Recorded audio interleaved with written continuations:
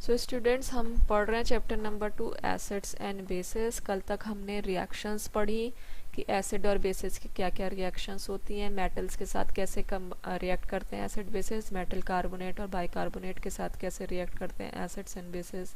Then neutralization reaction हमने पढ़ी कल। ठीक है, तो अब हम आज मेटेलिक ऑक्साइड्स के बारे में हमने पढ़ा, नॉन मेटेलिक ऑक्साइड्स के बारे में हमने पढ़ा। अब हम कंटिन्यू करेंगे पीएच के साथ। So what is pH? PH जो स्केल होता है वो हमको किस चीज़ में हेल्प करता है और पीएच का मीनिंग क्या है? तो जो पीएच में पी है, it is Greek word that is पोटेंजा। ठीक है, पोटेंजा का मतलब क्या होता है? स्ट्रेंथ बताता है। पोटेंजा मीन्स स्ट्रेंथ। तो यहाँ पे हाइड्रोजन आयन की स्ट्रेंथ को जो फैक्टर डिटरमाइन करता है दैट इज पीएच। ठीक है, सो पी पोटेंजा, पोटेंजा is the strength and H represents the hydrogen ion concentration. तो किसी भी सॉल्यूशन में कितने हाइड्रोजन आयन्स प्रेजेंट हैं वो डिटरमाइन करता है उसका पीएच। पीएच बताता है, मेजर करता है amount of hydrogen ions in a particular solution. ठीक है, अब पीएच स्केल हमको क्या बताता है? पीएच स्केल किसी भी सॉल्यूशन को क्लासिफाई करता है एसिड में या फिर बेस में। अभी हम आगे देखेंगे कैसे। अब जितने ज्यादा हाइड्रोजन आयन्स प्रेजेंट होंगे किसी भी सॉल्यूशन में, व्हाट विल हैपन? जो पीएच होगा वो लोअर हो जाएगा। 7 से नीचे का जितना भी पीएच होता है 1 to 7 that comes out to be आपका एसिडिक सॉल्यूशन का होता है। 7 जो है वो आपका न्यूट्रल सॉल्यूशन होता है। अगर आपका पीएच सॉल्यूशन का 7 से ऊपर है, 14 तक है, तो जो आपका सॉल्यूशन है that is basic in nature. ठीक है, तो आपका जितना लोअर पीएच होगा इसका मतलब ये है कि हाइड्रोजन आयन कंसंट्रेशन ज़्यादा है उस पर्टिकुलर सॉल्यूशन में। और जब हाइड्रोजन आयन कंसंट्रेशन ज़्यादा होगी तो दैट इज ऑब्वियस कि जो आपका सॉल्यूशन है वो एसिडिक इन नेचर है। चलिए अब इस फिगर के थ्रू हम थोड़ा सा समझने की कोशिश करते हैं। ये आपके जो है एनसीईआरटी की फिगर मैंने यहाँ पे यूज करी है। So first of figure is variation of pH with the change in concentration of hydrogen ion and OH negative ions। अब जैसा कि मैंने आपको बताया 7 is the neutral pH। ठीक है, यहाँ पे ना तो आपका सॉल्यूशन एसिडिक है और ना ही बेसिक है। जैसे जैसे आप 7 से मूव करना शुरू करते हैं 0 की तरफ टूवर्ड्स द लेफ्ट साइड, क्या हो रहा है? हाइड्रोजन आयन कंसंट्रेशन इंक्रीज हो रही है। ये देख रहे हो आप, यहाँ पे हाइड्रोजन आयन कंसंट्रेशन कम थी, जैसे जैसे मूव कर रहे हैं हाइड्रोजन आयन की कंसंट्रेशन बढ़ती जा रही है, शेडेड पोर्शन आपका बढ़ रहा है। इट मीन्स जैसे आपको पता है कि जैसे भी हाइड्रोजन आयन कंसंट्रेशन इंक्रीज होती है तो जो नेचर होता है सॉल्यूशन का वो एसिडिक हो जाएगा। हम जैसे जैसे मूव कर रहे हैं 7 से लेकर के 14 तक क्या हो रहा है? बेसिक नेचर इंक्रीज कर रहा है। What is happening? Basic nature is increasing।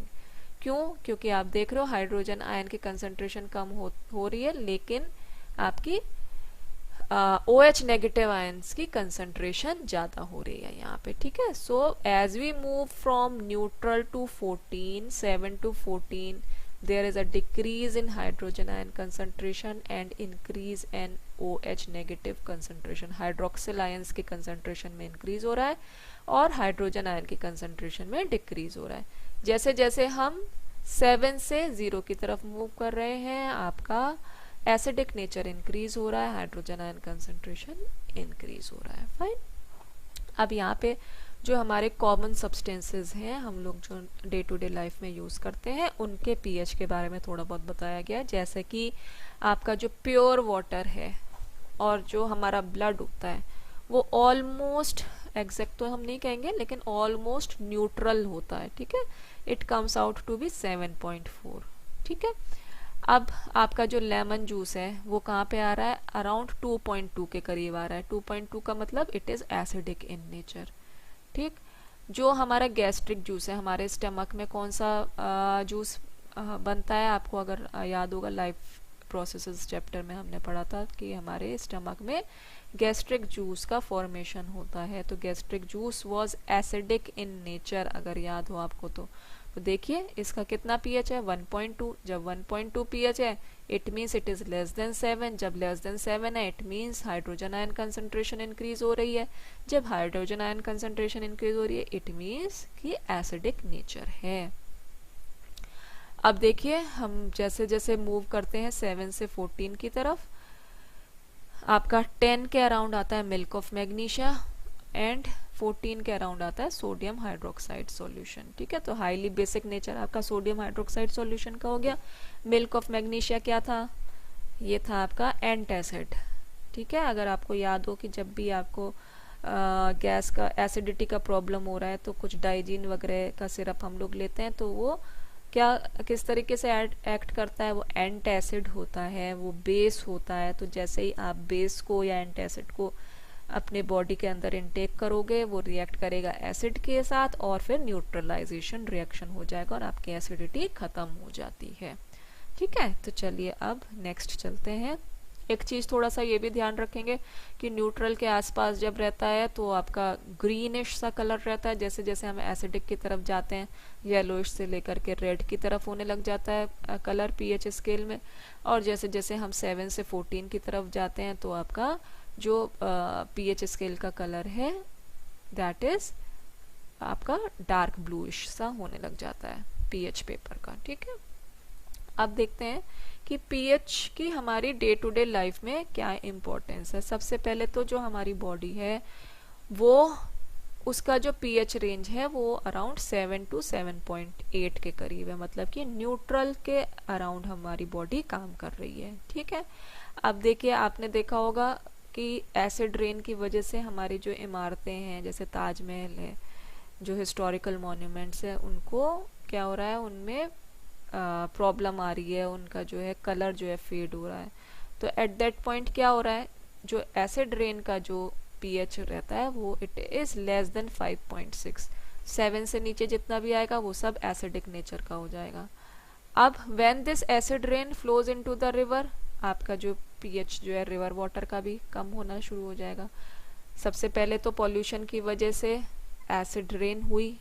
Acid rain का जो पानी है वो जब अर्थ पे पहुंचा तो वो रिवर्स के अंदर घुलता है धीरे धीरे जा करके, और उसकी वजह से जो रिवर का जो पानी है उसका भी पीएच कम हो जाता है, और इस वजह से जितने भी एक्वेटिक लाइफ है, एक्वेटिक एनिमल्स हैं, उनका सर्वाइवल डिफिकल्ट हो जाता है रिवर में।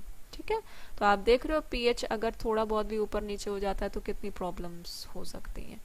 देन जो हमारे प्लांट्स हैं उनको भी एक पर्टिकुलर स्पेसिफिक पीएच चाहिए होता है। जो सॉइल का पीएच होता है वो एक इम्पॉर्टेंट फैक्टर प्ले करता है हेल्दी ग्रोथ ऑफ प्लांट्स में। ठीक है, नेक्स्ट जो भी हम खाना खा रहे हैं हमारे स्टमक में, क्योंकि हाइड्रोक्लोरिक एसिड प्रेजेंट है तो वो क्या कर रहा है, वो हेल्प कर रहा है हमारे फूड को डाइजेस्ट करने में। अब वही बात है कि अगर इनडाइजेशन होगा तो हम लोग एंटासिड्स लेते हैं। एंटासिड्स का काम क्या है, वो एक्सेस एसिड को न्यूट्रलाइज कर देते हैं। मैग्नीशियम हाइड्रोक्साइड एक एग्जाम्पल है जिसको हम मिल्क ऑफ मैग्नीशिया भी कहते हैं।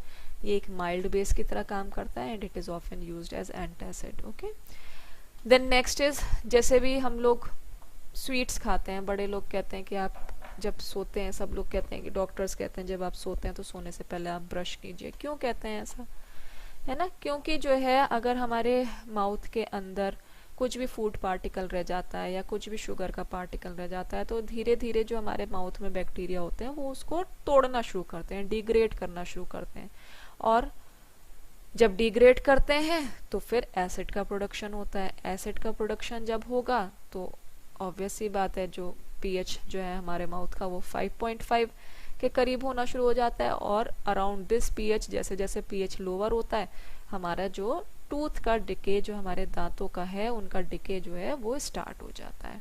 So that is why it is said कि जब भी आप खाना खा रहे हैं तो रिंस कीजिए अपने माउथ को, या फिर आप जो है जब भी आप you are going to bed you should brush up. Okay, तो ब्रश करने से क्या होगा, टूथपेस्ट जो है वो बेसिक नेचर में है।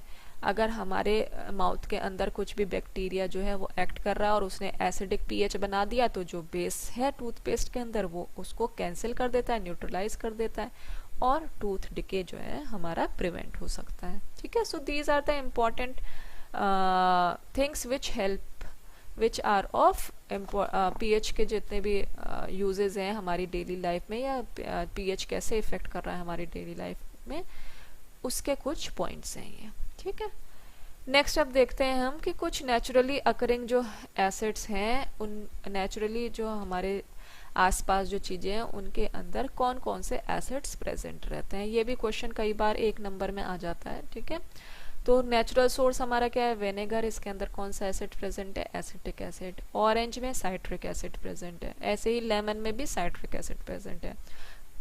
कर्ड में हमें पता है लैक्टिक एसिड प्रेजेंट है। Tamarind tartaric acid, tomato oxalic acid, ये क्वेश्चन आता है, टोमेटो वाला आ जाता है कई बार। ठीक है, विनेगर का कई बार आ जाता है।